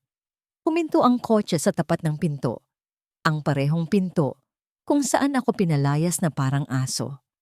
Bumukas ang pinto ng sasakyan at agad akong pinayungan ng aking driver. Dahan-dahan akong bumaba. Tinapakan ng takong ng aking sapatos ang semento. Dati, ang lupang ito ay tinutubigan ng aking mga luha at dugo. Ngayon, inaangkin ko na itong muli. Buksan niyo ang pinto! Sigaw ng sheriff habang kinakatok ng malakas ang main door. Ilang sandali pa, bumukas ito ng padabog. Bumungad si Ruby, gulo-gulo ang buhok, nanlalaki ang mga mata, at puno ng takot na pilit niyang tinatakpan ng tapang-tapangan. Anong karapatan niyong pasukin ang pamamahay ko? Tili niya. Ipapatulfo ko kayo. Trespassing ito! Hindi sumagot ang sheriff. Tumabi siya para bigyan ako ng daan. Lumabas ako mula sa anino ng payong. Nakasuot ako ng itim na coat, malinis, elegante. Tumingin ako kay Ruby nang diretso sa mata. Wala kang pamamahay, Ruby. Malamig kong sabi. Natigilan siya. Ang kulay sa kanyang muka ay unti-unting nawala nang makilala niya ako. Isabel? Bulong niya, parang nakakita ng multo. Nilampasan ko siya at pumasok sa loob. Ang amoy ng bahay ay sumampal sa akin. Dati, amoy lemongrass at furniture polish ang bahay na ito dahil sa akin. Ngayon, amoy lumang alak, sigarilyo, at ihi. Napatingin ako sa sala. Doon, sa gitna ng kalat, nakaupo si Doña Sol sa kanyang wheelchair. Nanginginig siya, nakatingin sa mga pulis na parang batang paslit. Sa kabilang sofa naman, nakahilata si Marco. Payat na payat siya. May hawak na bote ng brandy at halatang lasing na lasing kahit tanghaling tapat. Isabel. Garalgal na tawag ni Marco. Sinubukan niyang tumayo, pero bumagsak lang ulit siya sa sofa. Bakit ka nandito? Panaginip ba ito? Hindi ito panaginip, Marco. Sagot ko. Inabot ko ang dokumento mula kay Attorney Victor at inihagis ito sa lamesita sa harap nila. Ito ang bangungot na ginawa niyo sa sarili niyo. Binili ko na ang utang niyo sa bangko. Ako na ang may-ari ng bahay na ito at mayroon lang kayong 1 oras para lumayas. Hindi totoo yan. Sigaw ni Ruby. Sumugod siya sa lamesa at pinagpupunit ang kopya ng writ of possession. Sa akin ang bahay na to. Pamana ito ni Tita Sol sa anak ko. Kay Junior. Tumawa ako ng mahina. Isang tawa na walang halong saya. Ang anak mo. Ulit ko. Tumingin ako sa paligid. Nasaan ang bata, Ruby? Nasaan ang bata, Ruby? Nasaan ang tagapagmana? Nanlaki ang mga mata ni Ruby. Lumingon-lingon siya sa paligid, tila naghahanap ng lusot. Nasa taas. Natutulog. Huwag mong idamay ang anak ko sa kasamaan mo. Natutulog? Umiiling kong sagot.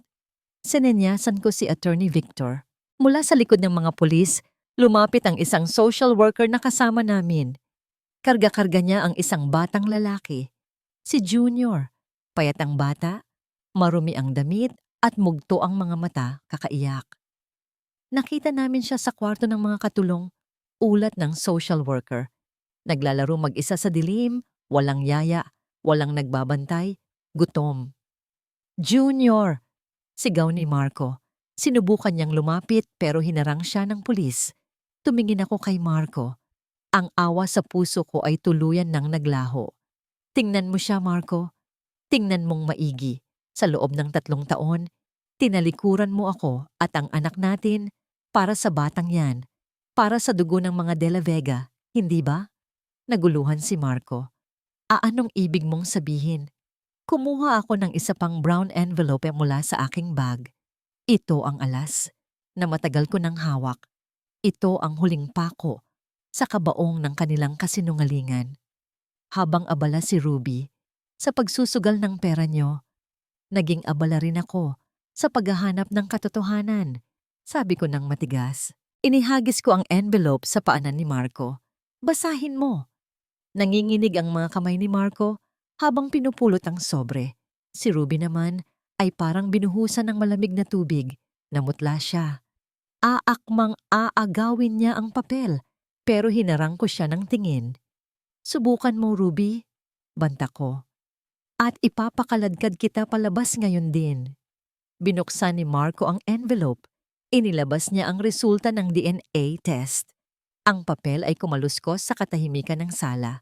Binasa niya ito. 1 beses, 2 beses. Nakita ko ang pagguho ng kanyang mundo, ang pagbagsak ng kanyang balikat, ang pagkawala ng kulay sa kanyang mukha. Hindi, bulong ni Marco. Tumingin siya kay Ruby, ang mga mata ay puno ng pagkabigla at galit. 0% probability? Hindi. Hindi akin si Junior. Ano? Ang ungol ni Doña Sol ay umalingaw-ngaw. Pilit niyang iniangat ang kanyang ulo mula sa wheelchair. Hindi. Sinungaling yan, tili ni Ruby, pero halata sa boses niya ang panik. Pineke ni Isabel yan. Inggit lang siya. Marco, maniwala ka sa akin, anak mo siya? Tumigil ka na, Ruby. Putol ko. Kilala ko ang tatay ng batang yan, si Balong. Ang loan shark na pinagkakautangan mo sa kasino. Ibinenta mo ang sarili mo para mabayaran ang utang mo, hindi ba? At nang mabuntis ka, ginamit mo si Marco para may sumalo sa'yo at sa luho mo. Hayop ka! Sigaw ni Marco. Sa isang iglap, ang hinanakit at galit ni Marco ay sumabog. Sinugod niya si Ruby. Sinakal niya ito. Nagkagulo sa sala. Agad na umawat ang mga pulis. Bitawan mo ako! Niloko mo ako! Sigaw ni Marco habang hinihila siya palayo ng mga awtoridad. Isinakripisyo ko ang asawa ko! Isinakripisyo ko ang lahat para sa anak na hindi naman akin! Habang nagkakagulo sila, naglakad ako palapit kay Doña Sol. Nakatitig siya sa akin. Ang kanyang mga mata, na dati ay puno ng panghahamak, ngayon ay lunod sa luha. Ang bibig niya ay nanginginig, bumubula ang laway. Pilit niyang inaabot ang kamay ko gamit ang nanginginig niyang daliri. Ay, iisa. Bel, hirap na hirap niyang bigkasin ang pangalan ko. Lumuhod ako sa harap niya, hindi para magbigay galang, kundi para magpantay ang aming paningin. Nakita niyo na ba, Mama Sol? Bulong ko sa kanya. Ang ginto na ipinalit niyo sa akin ay isa palang tanso. Ang babaeng pinili niyo dahil mataba ang matris at mayaman. Siya ang umubos sa yaman niyo at nagpakain sa inyo ng bubog. Wad, ungol ng matanda. Wad, umiling ako. Tumayo ako at inayos ang aking coat. Huli na para dyan, sabi ko nang mahina. Tumingin ako sa magulong eksena. Si Ruby na nagwawala, habang pinoposasan dahil sa kasong fraud at child neglect na isinampa ko. Si Marco na nakaluhod sa sahig, umiiyak habang nakatakip ang palad sa mukha. At ang batang si Junior na inosenteng biktima ng kasakiman ng ina niya. Sheriff! Tawag ko. Ila pa ba sila? Lahat sila. Isabel! Maawa ka! Sigaw ni Marco habang hinihila siya palabas. Saan kami pupunta? Wala kaming matutuluyan. Tumingin ako sa kanya sa huling pagkakataon. Ang lalaking minahal ko ng 15 taon.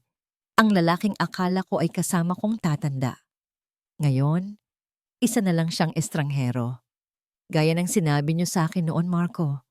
Sagot ko, ang boses ko ay walang emosyon. Marami namang waiting shed sa labas. Tutal, sanay naman kayo sa lamig ng puso nyo. Baka hindi nyo na maramdaman ang lamig ng ulan. Tinalikuran ko sila. Narinig ko ang pagsara ng pinto. Ang katahimikan ay bumalik sa mansyon. Pero sa pagkakataong ito, hindi ito katahimikan ng kalungkutan. Ito ay katahimikan ng hustisya. Napahawak ako sa aking dibdib. Ang bigat. Wala na. Tapos na. Biglang tumunog ang cellphone ko. Isang tawag mula kay Nanay Ising. Anak, Masayang boses ni nanay. Nagluto ako ng paborito mong sinigang. Umuwi ka na. Hinihintay ka na ni Rafael. Napangiti ako. Sa wakas, ang bahay na ito ay isa na lang gusali. Ang tunay kong tahanan ay naghihintay sa akin sa ibang lugar. Ang pula at asul na ilaw ng sasakyan ng pulis ang tanging nagbibigay kulay sa madilim na gabi. Ang ulan ay tumitila na, nagiging ambon na lamang na sumasabay sa ihip ng malamig na hangin. Nakatayo ako sa ilalim ng aking itim na payong. Pinapanood ang huling yugto ng pagbagsak ng kahariang itinayo sa kasinungalingan. Bitawan niyo ako. Hindi ako kriminal. Biktima lang din ako. Ang tili ni Ruby ay basag at paos. Pilit siyang nagpupumiglas habang isinasakay siya sa likod ng patrol car. Ang kanyang mga kamay, na dati ay sanay humawak ng mga baraha sa kasino at mga nakaw na alahas, ngayon ay nakaposas na sa kanyang likuran. Wala na ang yabang, wala na ang kinang. Ang natira na lang ay isang desperadong babae na natalo sa sarili niyang laro. Tumingin siya sa akin mula sa bintana ng sasakyan bago ito sumara. Puno ng puot ang kanyang mga mata, pero sa ilalim nito ay naroon ang takot. Alam niyang wala na siyang kawala. Ang mga kasong isinampa ko, fraud, child abuse, estafa, ay sapat na para mabulok siya sa kulungan ng matagal na panahon. Humakot ng hangin ang sasakyan at umalis. Dala ang babaeng sumira sa pamilya ko. Pero ang kakaiba, wala akong naramdamang saya. Wala ring lungkot. Para lang akong nagtanggal ng isang tinik sa aking daliri. Masakit noong una, pero ngayong wala na. Guminhawa ang pakiramdam ko. Naiwan sa sementadong daan, sa labas ng gate na bakal, sina Marco at Doña Sol. Ang matanda ay nakaupo sa kanyang wheelchair, basang-basa, nakayuko, at nanginginig sa lamig. Ang kanyang duster ay putik-putik. Wala na ang Doña Sol na matapobre. Ang nasa harap ko ay isang ina na pinabayaan ng panahon at ng maling pagpapalaki sa anak. At si Marco, dahan-dahan siyang lumapit sa akin. Ang kanyang mamahaling tuxedo ay gusot-gusot at basa. Ang buhok niya ay magulo. Ang mukha niya ay puno ng luha na humahalo sa ulan. Isabel, tawag niya. Ang boses niya ay parang boses ng isang batang nawawala. Belle, wala na siya. Wala na si Ruby. Tayo na lang ulit, please. Tinitigan ko siya. Hinahanap ko sa kanyang muka ang lalaking minahal ko noon. Ang lalaking pinag-alayan ko ng 15 taon ng buhay ko. Ang lalaking iniyakan ko gabi-gabi. Pero wala akong makita. Ang nakikita ko lang ay isang estranghero. Isang lalaking mahina. Isang lalaking kailangan pa ng ibang babae para maramdaman niyang lalaki siya. At ngayon, nawala na siyang masandalan, babalik siya sa akin dahil ako ang sigurado. Tayo? Ulit ko. Ang tono ko ay patanong, ngunit walang emosyon. Wala nang tayo, Marco. Matagal nang wala. Belle, alam kong nagkamali ako. Lumuhod siya sa harap ko. Sa basang semento, lumuhod ang dating mayabang na Marco de la Vega. Niyakap niya ang aking mga binti. Nasilaw lang ako. Niloko ako ni Ruby. Kung alam ko lang na hindi akin ang bata. Sana hindi kita pinalayas. Sana ikaw pa rin. Ikaw naman talaga, di ba? Ikaw ang asawa ko. Ikaw ang nanay ng anak ko. Naramdaman ko ang higpit ng yakap niya sa aking mga tuhod. Ang lamig ng kanyang katawan ay tumagos sa tela ng aking pantalon. Dati, ang yakap na ito ay sapat na para tunawin ang galit ko. Dati, marinig ko lang ang boses niya, handa na akong magpatawad at magpakatanga ulit. Pero ngayon, ang nararamdaman ko lang ay awa at pandidiri. Tumayo ka dyan, Marco. Utos ko. Hindi ako tatayo hanggat hindi mo ako pinapatawad. Belle, buntis ka pa noong umalis ka, di ba? Nasaan ang anak natin? Gusto ko siyang makita. Buuin natin ang pamilya natin. Mayaman ka na. Nasa akin pa rin ang apelyido ko. Pwede tayong magsimula ulit. Napapikit ako. at humugot ng malalim na hininga. Hanggang sa huli, sarili niya pa rin ang iniisip niya. Ang apelyido niya, ang yaman ko. Yumuko ako at hinawakan ang kanyang mga kamay na nakapulupot sa binti ko.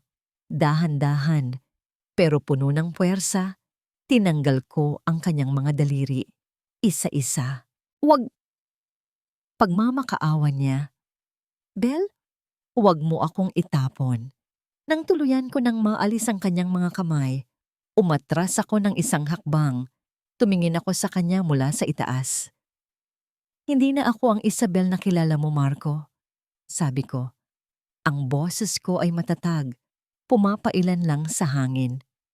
Ang Isabel na yon, ang martir, ang tagasunod, ang asawa na handang magpaalipin. Pinatay niyo na siya noong gabing pinalayas niyo siya sa ulan. Ang nasa harap mo ngayon ay ang Isabel na natutong mahalin ang sarili niya higit sa pagmamahal niya sa'yo. Pero mahal kita. Humagulgol siya. Hindi mo ako mahal, Marco. Sagot ko ng diretso. Mahal mo lang ang pakiramdam na may nag-aalaga sa'yo. Mahal mo lang ang ginhawa na binibigay ko. Pero ako, bilang tao, hindi mo ako kailanman nakita.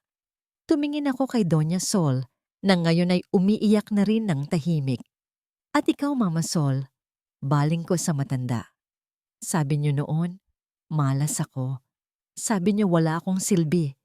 Pero tignan niyo kami ngayon. Sino ang nakatayo? At sino ang nakalugmok? Yumuko ang matanda. Hindi makatingin sa akin sa sobrang hiya. Gusto ko silang iwanan doon. Gusto kong isara ang gate at hayaan silang matulog sa kalsada gaya ng ginawa nila sa akin. Iyon ang hustisya. Iyon ang an eye for an eye. Pero naalala ko si Rafael. Naalala ko si Nanay Ising. Naalala ko ang Diyos na nagbangon sa akin. Kung gagawin ko yon, magiging katulad lang din nila ako. At ako ay higit pa sa kanila. Sheriff, tawag ko sa opisyal na nagbabantay sa gilid. Yes, Ma'am Isabel? Buksan ang maliit na gate sa likod. Utos ko. Tumingin ako muli kay Marco at Doña Sol. Hindi ko kayo hahayaang mamatay sa gutom sa kalsada. Hindi dahil sa mahal ko kayo, kundi dahil may awa pa ako bilang tao. Nagliwanag ang mukha ni Marco. Bel, salamat. Ibig sabihin, huwag kang mag-assume. Putol ko agad. Ang boses ko ay naging yelo muli. Hindi kayo titira sa main house. Doon kayo sa dating kwarto ng driver sa likod. Ang kwartong walang aircon, ang kwartong tumutulo ang bubong kapag umuulan. Natigilan si Marco. Ang kwartong yon ay impyerno para sa kanila. Iyon lang ang maibibigay ko, patuloy ko. Isang bubong at rasyon ng pagkain araw-araw. Pero ikaw, Marco, maghahanap ka ng trabaho. Magbabanat ka ng buto. Kung gusto mong kumain ang nanay mo ng gamot, pagtatrabahuhan mo yon. Hindi na ako ang bangko nyo. Isabel naman, reklamo ni Marco. Take it or leave it, sabi ko sabay talikod. O baka gusto mong sumunod kay Ruby sa presinto? Wala na siyang nagawa. Dahan-dahan siyang tumayo, inalalayan ang wheelchair ng kanyang ina at naglakad patungo sa maliit at madilim na gate sa likod ng mansyon, ang daanan ng mga katulong. Pinanood ko silang pumasok. Ang dating mga amo, ngayon ay nakikitira na lang sa awa ng dating inalipusta nila. Pumasok ako sa loob ng aking sasakyan. Tuyong-tuyo ako, mainit at komportable sa loob. Uwi na tayo, Manong, sabi ko sa driver. Nagluto si Nanay Ising ng sinigang. Habang umaandar ang sasakyan palayo sa mansyon, tumingin ako sa side mirror. Nakita ko ang unti-unting pagliit ng higanting bahay na naging kulungan ko ng 15 taon. Sa ilalim ng ulan at dilim, mukha itong malungkot, kulay abo, at walang buhay. Parang isang musoleo ng mga alaala na dapat nang ilibing. Wala na ang sakit, wala na ang galit. Ang natira na lang ay isang malalim na buntong hininga ng ginhawa. Napahawak ako sa aking leeg kung saan wala na ang bigat ng obligasyon. Hindi ko sila pinatay. Hindi ko sila ipinakulong sa rehas na bakal. Ibinigay ko sa kanila ang parusang mas masakit kaysa sa kamatayan, ang mabuhay araw-araw sa ilalim ng anino ng kanilang pagsisisi habang pinapanood nila mula sa malayo ang tagumpay ng babaeng inakala nilang basura. Tumingin ako sa harap. Ang daan ay maluwag. Ang mga ilaw ng poste ay parang mga bituin na gumagabay sa akin pauwi. Pauwi sa tunay kong pamilya. Pauwi sa anak kong si Rafael na naghihintay ng yakap ko. Pauwi kay Nanay Ising na nagmahal sa akin ng walang kapalit. Sumandal ako sa malambot na upuan at ipinikit ang aking mga mata. Sa wakas, ang bagyo na nagsimula noong gabing pinalayas ako ay tumila na rin sa loob ng puso ko. Malaya ka na, Isabel, bulong ko sa sarili ko, kasabay ng isang ngiti na abot hanggang mata. Malaya ka na. Lumipas ang isang buwan. Ang mga sugat ng nakaraan ay hindi agad naglalaho. Pero natutunan ko na itong hindi na kumikirot kapag umuulan. Bumalik ako sa mansyon ng mga De La Vega, hindi para tumira, kundi para inspeksyonin ang renovation. Plano kong gawing opisina at warehouse ng Isabel's Essence ang kalahati ng bahay, habang ang main hall ay gagawin kong training center para sa mga single mothers na gustong matutong gumawa ng kandila at sabon. Gusto kong ang lugar na naging saksi sa aking paghihirap ay maging lugar ng pag-asa para sa ibang babae. Pagbaba ko ng sasakyan, nakita ko si Marco. Nasa hardin siya, may hawak na walis tingting. Ang dating makinis niyang kamay ay nangingitim na sa dumi at araw. Ang suot niyang polo ay kupas na, malayo sa mga designer shirts na isinusuot niya noon. Nang makita niya ako, napatigil siya. Dagli siyang lumapit, may pag-asa sa kanyang mga mata. "Belle," tawag niya, sabay punas ng pawis sa kanyang noo. "Mabuti dumating ka. Yung bubong sa kwarto ng driver, tumutulo kasi. Baka pwedeng ipaayos. Inuubo na si Mama." Tinitigan ko siya. Walang kumusta ka. Walang kumusta ang anak natin. Reklamo agad. Sarili agad. "Nakatawag ka na ba sa maintenance?" Tanong ko ng formal. "Wala kaming load, Bell. Tsaka, akala ko ikaw na bahala. Di ba mayaman ka na?" Napangisi ako. Hanggang ngayon, ang tingin niya sa akin ay taga-salba, taga-ayos. "Marco," sabi ko ng mahinahon pero madiin, "binibigyan ko kayo ng sweldo para sa paglilinis ng bakuran. Gamitin niyo yon para magpaayos ng bubong. Kung kulang, magtrabaho ka pa ng extra. Hindi na ako ang asawa mo na tagasalo ng problema mo. Employer mo ako. At kung hindi mo kayang gawin ang trabaho, marami akong pwedeng ipalit sa'yo." Natigilan siya. Nakita ko ang hiya at inis sa mukha niya, pero wala siyang nagawa kundi tumango at bumalik sa pagwawalis. Sa di kalayuan, sa bintana ng servants' quarters, nakita ko si Doña Sol. Nakadungaw siya, nakatingin sa akin. Tinaas ko ang aking kamay at kumaway ng bahagya. Hindi bilang pang-aasar, kundi bilang pamamaalam. Mabilis niyang isinara ang kurtina. Huminga ako ng malalim. Ang hangin sa lugar na ito ay hindi na mabigat. Ako na ang may-ari ng hangin dito. Kinabukasan, lumipad kami patungong Batangas. Nagrenta ako ng isang pribadong villa sa tabi ng dagat. Ito ang unang beses na nakapagbakasyon kami ng maayos. Walang iniisip na trabaho, walang tinatakasang utang, walang iniiyakang asawa. Nakaupo ako sa buhanginan habang pinapanood ang paglubog ng araw. Ang langit ay pinaghalong kulay kahel at lila. Kasing ganda ng mga kandilang ginagawa ko. Sa di kalayuan, naririnig ko ang halakhak ni Rafael habang naghahabulan sila ng alon. "Mama, look! A crab!" Sigaw niya. Tumatakbo palapit sa akin, bit-bit ang isang maliit na timba.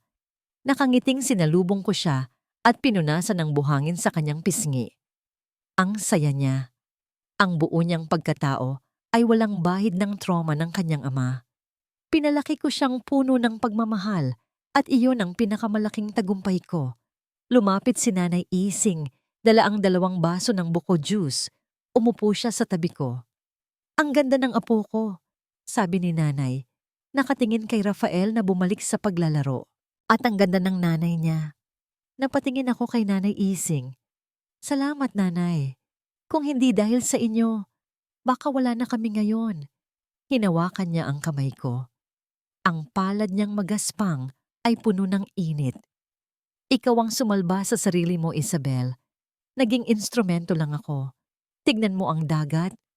Malawak, malalim, pero payapa. Ganyan ka na ngayon. Sumandal ako sa balikat niya. Masaya ako, Nanay. Akala ko dati, hindi ako mabubuo kung walang lalaki sa tabi ko.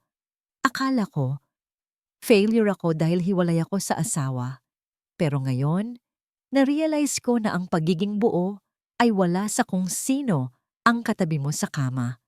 Nasa kung paano mo tignan ang sarili mo sa salamin tuwing umaga. Tama yan, sang-ayon ni Nanay.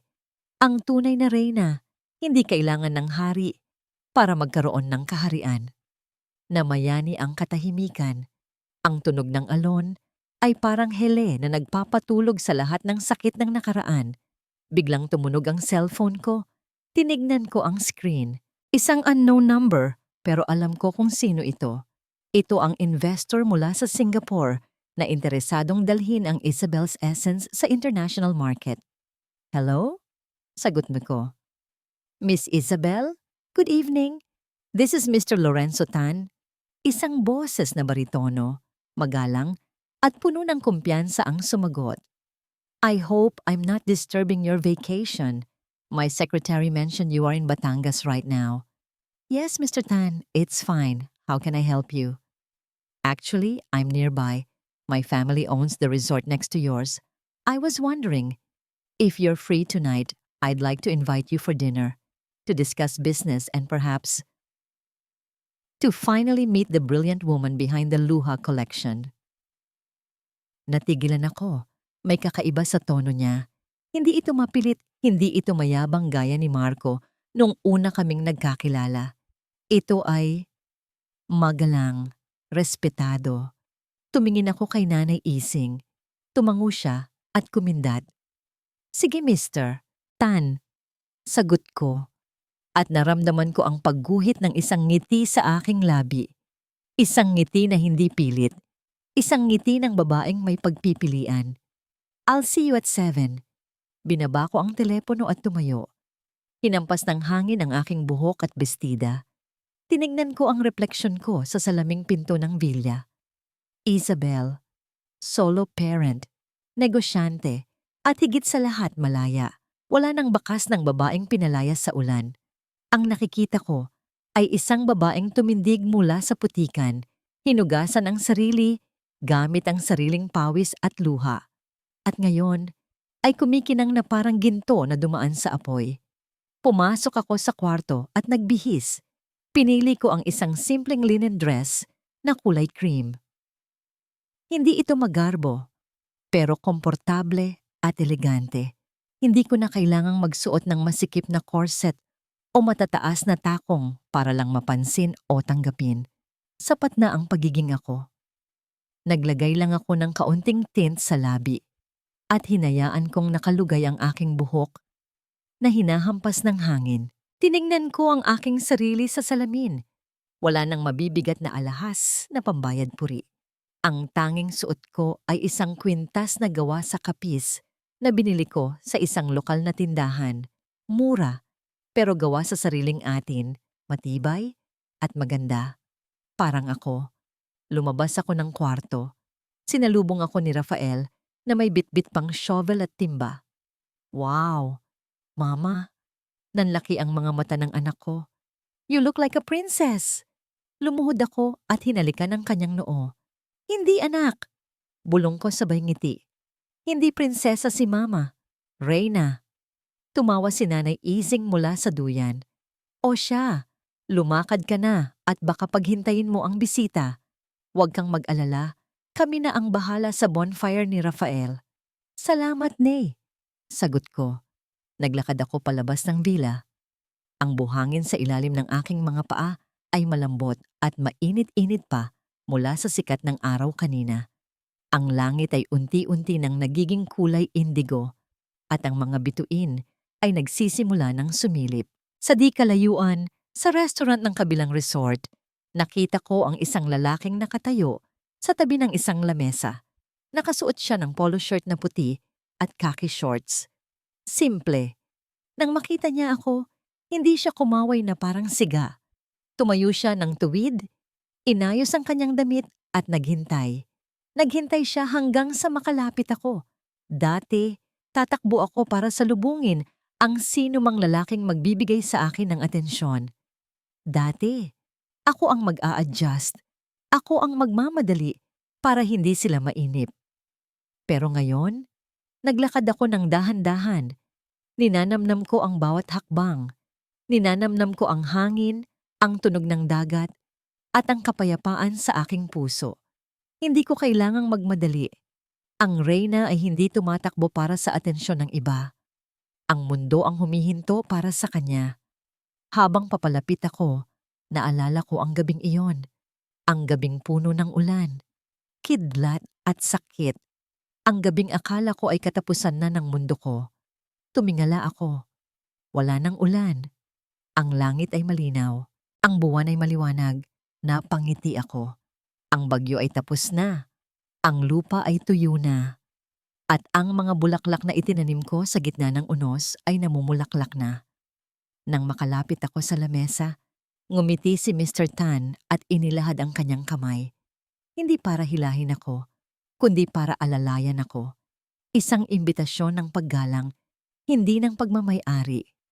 "Good evening, Miss Isabel," bati niya. "Good evening, Lorenzo," sagot ko. Tinanggap ang kamay niya ng may kumpiyansa. Umupo ako at tumingin sa dagat.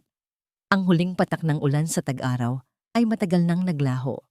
At sa wakas, handa na akong harapin ang aking tagsibol.